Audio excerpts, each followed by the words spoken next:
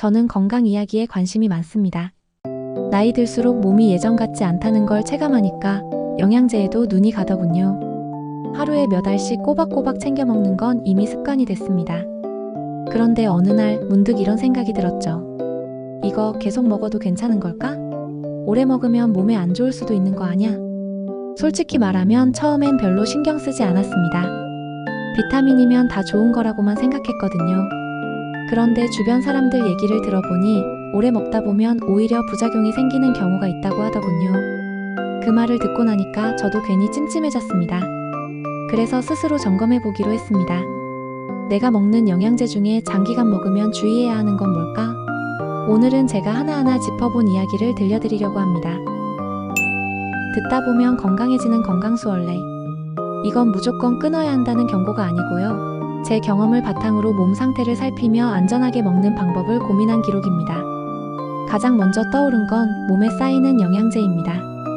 쌓인다고 하면 좀 무섭게 들리죠?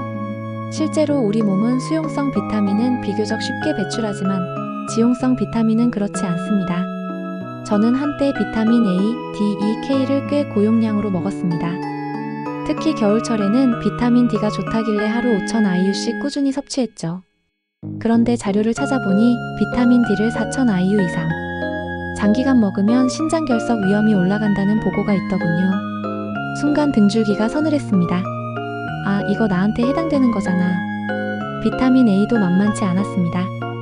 흡연자는 고용량을 먹으면 안 좋다는 연구가 있고 임신 가능성이 있는 여성은 5,000IU 이상 피하라고 하더군요. 물론 저는 임신과는 무관하지만 간 수치나 신경독성 위험이 있다는 건 누구에게나 해당되는 얘기 아니겠어요? 비타민 K도 무심코 먹다 보면 문제가 생길 수 있습니다. 저는 다행히 항응고제는 안 먹지만 와파린 같은 약을 복용하는 사람이라면 비타민 K1이 약효에 영향을 줄 수 있다는 사실을 알았습니다. K2는 상대적으로 안전하다지만 약과의 상호작용이라는 게 은근히 무섭습니다. 비군 비타민도 예외가 아니었습니다. 나이아신, 그러니까 비타민 B3를 1000mg 이상으로 먹으면 간에 부담을 줄 수 있고 비타민 B6는 심지어 권장 상한인 100mg보다 적게 먹어도 손발저림 같은 신경독성이 나타날 수 있다는 보고가 있었습니다. 저는 그동안 비타민 B9는 과잉 섭취에도 배출되니까 괜찮다고 믿었는데 그게 착각이었다는 걸 깨달았죠. 그 다음으로 떠오른 건 미네랄입니다. 저는 예전에 아연은 면역력의 왕이라는 말을 듣고 하루 50mg짜리를 사서 먹은 적이 있습니다. 그런데 알고 보니 성인 상한 섭취량은 35mg이더군요. 40에서 50mg 이상을 오래 먹으면 구리 흡수를 방해해서 오히려 면역력이 떨어질 수 있다고 했습니다. 저는 그 얘기를 듣고 바로 섭취를 줄였습니다. 그런데 참 아이러니하죠. 아연을 먹는 이유가 면역력을 높이려는 건데 과하면 반대로 떨어질 수 있다니. 균형이라는 게 참 중요하다는 걸 새삼 느꼈습니다. 저는 천연물 성분은 왠지 안전하다고 생각했습니다. 자연에서 온 거니까 몸에 해롭지 않겠지라는 순진한 믿음이 있었죠. 그런데 아니더군요. 대표적인 게 세인트 존스 워트입니다. 우울감 개선에 좋다고 알려진 이 성분은 간에서 약을 분해하는 효소에 영향을 줘서 다른 약의 효과를 예측 불가능하게 만든다고 합니다.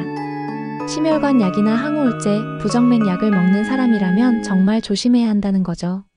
저는 당장 복용하고 있는 약은 없지만 이걸 알게 된 후부터는 아무 천연물이나 함부로 사 먹지 않게 됐습니다. 레스베라트롤이나 커큐민처럼 연구가 충분한 성분이 아니라면 장기 복용은 특히 경계하게 됐죠. 식이섬유는 무조건 많이 먹을수록 좋은 줄 알았습니다. 변비에도 좋고 장 건강에도 좋다고 하니까요.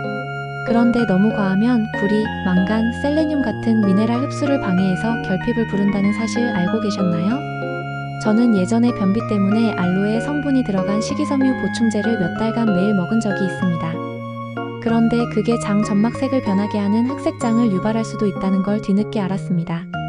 그 이후로는 자극성화제 성분이 들어간 건 절대 장기 복용하지 않죠. 영양제는 한두 개 먹다 보면 점점 늘어납니다. 이것도 좋다더라, 저것도 필요하다더라 하면서요. 저도 최대 8가지까지 먹어본 적이 있습니다. 그런데 성분이 워낙 다양하다 보니 부작용이 나타나도 원인을 찾기가 어렵습니다. 한 번은 간 수치가 살짝 올라간 적이 있었는데 어떤 영양제 때문인지 알 수가 없었습니다. 결국 전부 끊고 하나씩 다시 먹으면서 원인을 찾아야 했죠. 그때 깨달았습니다. 꼭 필요한 것만 몸이 반응을 확인하며 먹는 게 현명하다는 걸요. 마지막은 단기 목적의 영양제입니다. 다이어트 보조제, 수면 개선 보조제 같은 것들이죠. 저는 가르시니아를 몇 달 먹어본 적이 있습니다. 그런데 체중이 조금 줄자 계속 먹으면 더 빠질까? 라는 욕심이 생기더군요. 하지만 이런 제품은 장기 복용을 권하지 않는 경우가 많습니다. 수면 개선 영양제도 마찬가지입니다. 수면의 질을 올리는 건 좋지만 오래 먹으면 의존할 수 있고 장기 데이터가 부족한 성분도 많습니다. 목표가 달성되면 끊는 게 맞습니다. 저는 이 6가지를 알게 된 이후 제 영양제 서랍을 한번 싹 정리했습니다. 무조건 많다고 좋은 게 아니고 무조건 오래 먹는 게 정답도 아니더군요. 중요한 건 제 몸의 변화를 살피는 겁니다. 간단히 말하면 필요할 때 필요한 만큼만이죠. 저는 이제 영양제를 고를 때 이런 질문을 스스로에게 던집니다. 이게 정말 나한테 필요한 걸까? 그냥 남들이 좋다니까 먹는 건 아닐까? 혹시 지금 드시고 있는 영양제가 있다면 오늘 제 이야기를 떠올리면서 한번 점검해 보셨으면 합니다. 결국 내 몸을 지키는 건 의사도 약사도 광고도 아니라 나 자신이니까요.